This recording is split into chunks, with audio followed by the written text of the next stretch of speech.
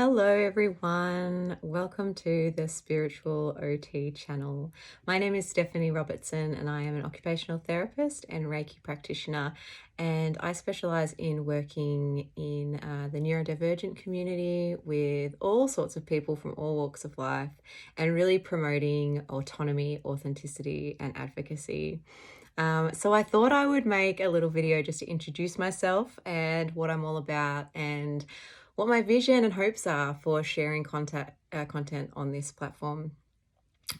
So a little bit about me. I've been an occupational therapist for 8 years now, I think, and I've always worked with children in the pediatric space. I have a wonderful daughter who is 11 years old now, and she is also autistic and has been my greatest inspiration and teacher. Spirituality has played a really big role in my life and my own journey in identifying who I really am and how I show up in the world, and also allows me to really see people and allow them to discover who they are.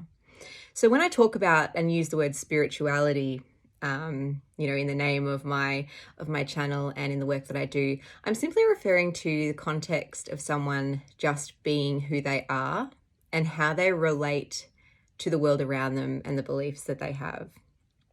So in the context of working with children, a lot of my work has been around incorporating and empowering others, whether it be teachers, therapists, carers, parents, to hold space for and nurture a child's unique expression of self, right? And who they are wanting to show up as in this world, without molding that too much to fit into any social norm or any expectation, but rather allowing for a unique expression of humanness to shine through.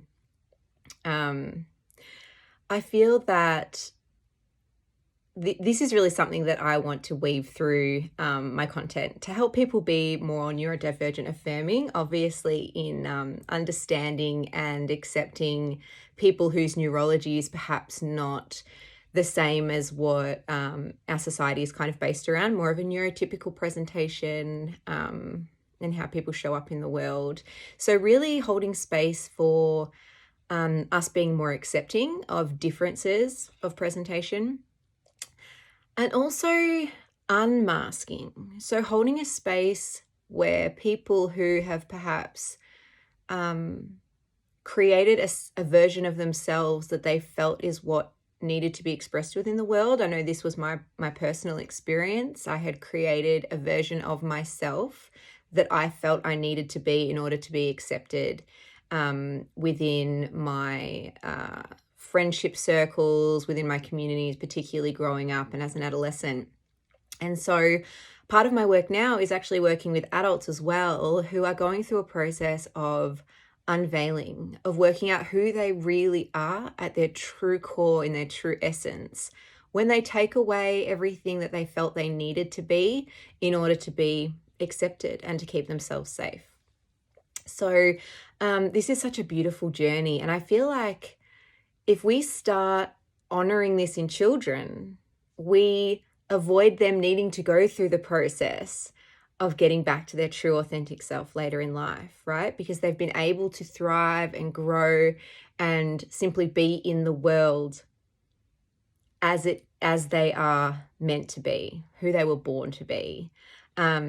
Because if we're all the same, that's boring, right? Like, we need to all show up differently. If we didn't have people who thought outside the box and had different neurology, we wouldn't have Einstein, we wouldn't have Tesla, we wouldn't have all these amazing people that have really changed our lives. So part of what I want to do in this space is make a space where I'm sharing content that is raw and real, and partly some of my own experiences with neurodivergence, with being a parent, with being a therapist. I also want to share some really practical stuff that parents, therapists, teachers can use to perhaps shift the way they think about guiding and nurturing and growing children as themselves. So moving away from behaviorism moving more into sort of some aware parenting, gentle parenting approaches, connection over compliance, and relationships-based models of relating and being.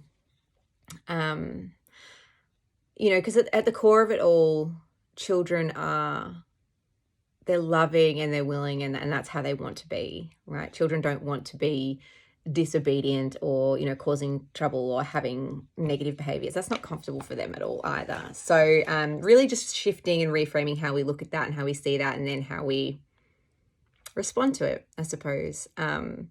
So I'm really, really open to engaging with this community. If you have any questions, or if you have any topics that you would like covered in this context from an occupational therapy lens, from a sort of spirituality kind of lens, please leave a comment below. Please comment on my videos. I'm also going to link my Instagram account below in the description.